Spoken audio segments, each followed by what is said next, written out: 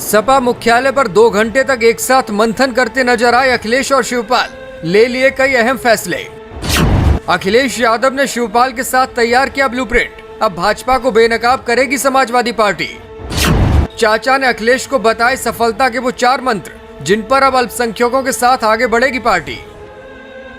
जब अखिलेश और शिवपाल की जोड़ी एक साथ कोई मंथन करती है तो नतीजे सकारात्मक तौर पर सामने आते हैं।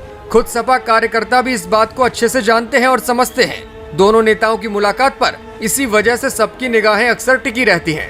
अब एक बार फिर चाचा और भतीजे की सियासी जोड़ी एक साथ नजर आई है और फिर से पार्टी के लिए एक बड़ा फैसला भी तैयार हो गया है। उत्तर प्रदेश में सपा के लिए एमवाई फैक्टर हमेशा कारगर रहा है। चुनाव कोई भी हो, मुस्लिम और यादव हमेशा पार्टी के कोर वोट बैंक रहे हैं। 2024 से पहले अब अखिलेश पीडीए यानी दलित, पिछड़ा और अल्पसंख्यक के साथ मैदान में है। यही वजह है कि पार्टी मुस्लिमों में पिछड़े वर्ग, पसमानदा पर ज्यादा से ज्यादा फोकस करने की बात कह रही है। दरअसल यूपी में 19.6% मुस्लिम आबादी का बड़ा हिस्सा पिछड़ा वर्ग यानी पसमानदा का है।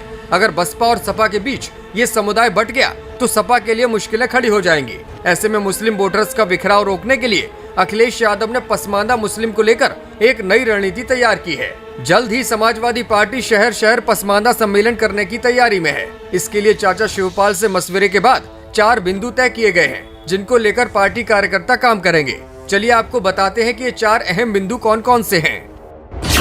नंबर 1, इंडिया के बारे में अल्पसंख्यक समुदाय को समझाएंगे। 2024 में एनडीए से मुकाबले के लिए बने विपक्ष के इंडिया गठबंधन को लेकर अल्पसंख्यक समुदाय को जागरूक किया जाएगा।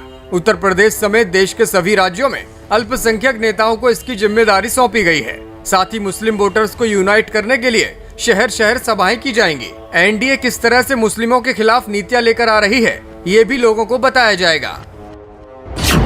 नंबर 2, सीएए और एनआरसी की याद दिलाएंगे। पिछले दिनों सपा के सांसद और विधायकों पर एफआईआर और संपत्तियों को कुर्क करने की कार्यवाही हुई।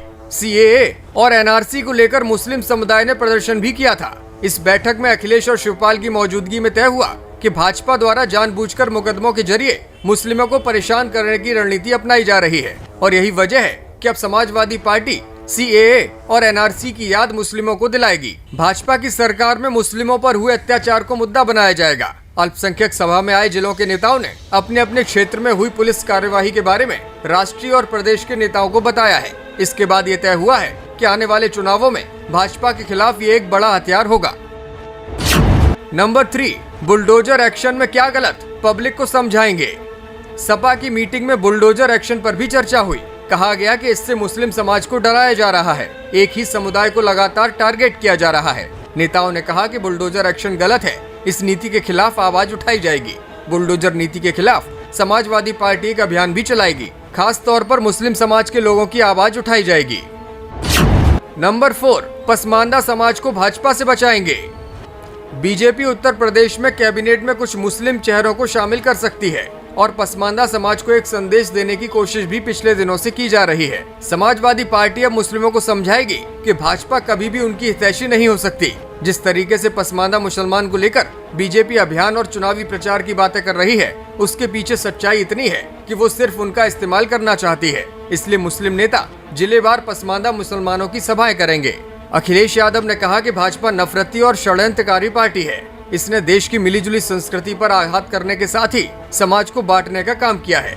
भाजपा सपा और इसके नेतृत्व को बदनाम करती है।